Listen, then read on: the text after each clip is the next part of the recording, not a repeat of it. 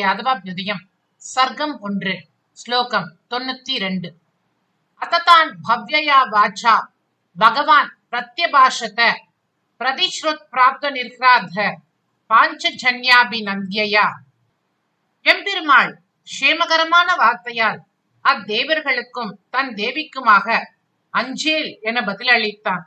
அவன் வார்த்தை அருகில் திருக்கரத்தில் குடியேறி வீற்றிருக்கும் சங்கினில் புகுந்து அந்த சங்கும் ஆம் ஆம் என்று ஆமோதிப்பது போன்றே கம்பீரமாக இருந்தது.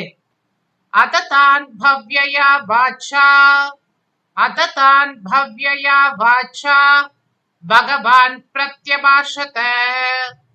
भगवान् प्रत्यभाषत प्रतिश्रुत्प्राप्तनिर्ह्राद